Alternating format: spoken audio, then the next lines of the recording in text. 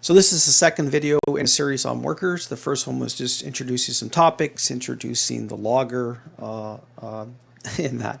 So this one might actually be quite a bit shorter in that. So we have a sample that's going to look very similar to the one before, right? We're importing our logger, we're creating our worker with the Vite syntax, bringing in our styles, turning debugging on, sending out a message, kind of like testing debugging. Create the worker, say the worker's been created, add the event listeners, can't add the event listeners until you create the worker, and that sort of thing. Got our message here, who will win. Now line 39 we got commented out right now so that we can kind of see what the difference is in that. So we're going to go look at the worker. So what's changed? I mean, that would be the big thing. How is this sample different? So we won't go to that one. We will go to the worker. Now, all of the code in the worker are contained in functions. Now this one, you may not, this one's obvious. You see the word function, right? So okay, contained. This one, arrow syntax, that means we're doing a function, contained.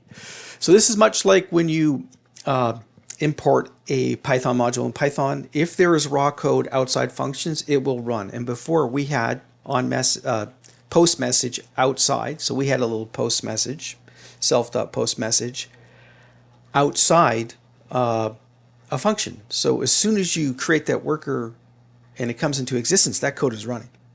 Here, the code's contained and it's not going to run until someone actually triggers one of these functions running, right? And so onMessage is the main listener. It's almost like us adding a listener on the other side and that. But it's saying, hey, my onMessage, the thing that listens for people posting messages to me. So from someone outside will post a message, I'll catch it on onMessage. So if someone sends a message to me, then this will trigger this function. And this is when the message will be, I guess, posted back. Also inside onMessage, we call hello, right? There's no way to directly from outside call hello, not directly. We kind of have to go through this mechanism of onMessage. Now, the nice thing about the framework that they built in the ArcGIS Maps SDK for JavaScript is they try to, some of this gets noisy, right? But we're using a raw worker just because it builds nicely with Vite.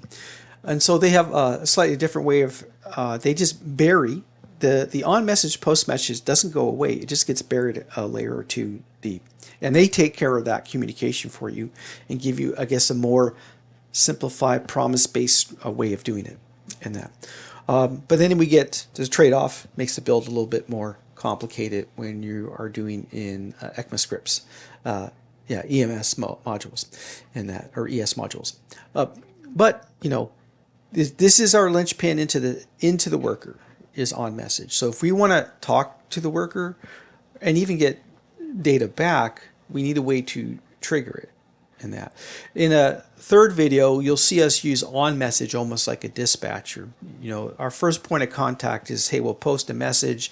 onMessage will look at the message that we sent and then decide from there what function to run. We could have hundreds of functions inside our worker, but it's only through onMessage, whether we do it directly or someone does it for us, it's only through onMessage where that kind of gets dispatched out to say, hey, they want us to call this function, call it, kind of deal. And here, kept it simple, we'll see a message posted by onMessage, and then it calls hello, right? So we can add more logic in here, if statements like, hey, if they want hello ran, run hello. If they want another function ran, run that one, kind of concept. And so we'll be able to greatly expand what onMessage can do in terms of its functionality in that. But it's still this listening for messages. So when a message comes back and posting. So post a message to initiate communication, listen for someone posting a message via message or onMessage in that. Again, syntax is a little different. So, but let's run this, and so I'll run this in Vite, and I'm sure the tab will pop off on the side or something. I'll slide it across when it does. There it is on my other screen. I'll bring it over. Okay, so we will go in here, inspect, bring up the developer tools, pin this on the console. So we can see debug logging's on, we can see the worker that's been created, and we saw that we won, right? That we beat the code in the worker in that. Well, I could also say, not only did we beat it, didn't even run, right? In that. Why? Because it's all contained inside functions. And the only way to trigger, if everything's contained inside functions inside the worker, there's no raw code that's going to run, then the only way to kind of like kick things off is to post a message to it.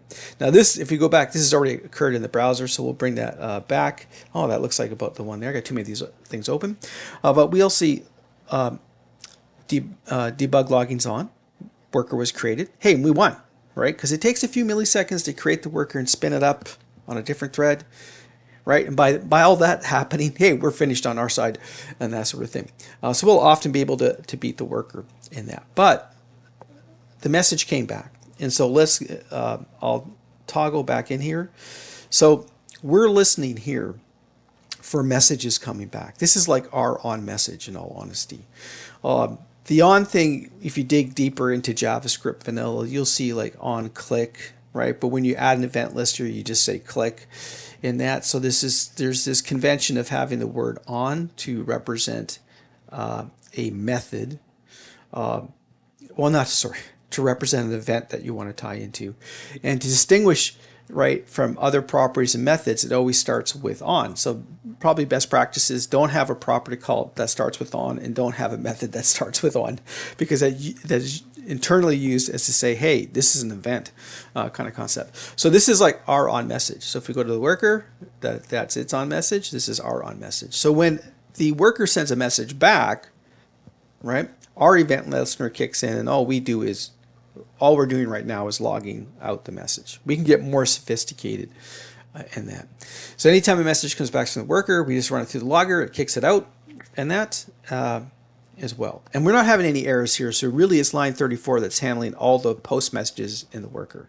So there's two of them. There's one here, and there's one here. Okay. And again, anything between the parentheses, where do you find that? Event.data, that's going to be down there. And it doesn't have to be a string. We can send something very fancy back in that. And we'll see that in the third video. And so, but there's two post messages here. And if we go back to that browser tab, it's this one here. We can see here's the first message, right? Inside on message, this function receives all post message events in that. And this would be the one from hello, right? Where am I? Inside hello. Oh, where did that word where am I come from? Let's go take a look, right? Here. This is me sending data to the worker. Here it's a little string, but there's nothing that says that can't be a very sophisticated JavaScript object. We might have to flatten it in that. So we can send an object literal or something like that. That's kind of flattened. But let's say we have a JavaScript object. We might have to go something like JSON.stringify, and on the other side go JSON.parse to, like, dehydrate it, hydrate it kind of concept in that. The big thing is that we can't share objects between the threads, but we can quickly dehydrate an object on one side, send it across, rehydrate it, and use it. So, and so, because in the end, I guess the messages, even though we're sending what looks like something sophisticated, that we're actually, eventually somewhere under the hood switches it to a string and then switches it back for us and that. So this is the data. So this post message means we can send data into the worker and via post message the data can send it back, right? And that way now we're talking, but now we can start sending data. Hey, maybe we could get the worker thread to actually do a bunch of geoprocessing for us, and our interface won't jank, right? Pause for a second or what feels like glitchy and that sort of thing. So this is as simple as it is. You post messages to send data. You use a message or on message to, it's going to be on message in the end. You use on message to grab the message coming in, and then you just rip the data out of it. Okay. And again, here it's this event.data, right? So there's always this event going back and forth, and the data that you're sending back and forth between the worker and the main thread, or the main thread and the worker, will be down in event.data in that. And so we proved round trip in the browser that we were able to send data over and see it coming back. So we got this round trip now happening, that we can send data into the worker can send it back, which now means we can send really sophisticated, we can send like a whole feature set over, two feature sets over, do point and polygon tests, and do a bunch of geo enrichment or vector enrichment, and enrich polygons with attributes from points. And I have a sample where, it's almost, yeah, if you don't optimize it, it's going to be pretty close to 4,500,000 operations it has to do to figure out all the points and all the polygons to figure out what's going on in that.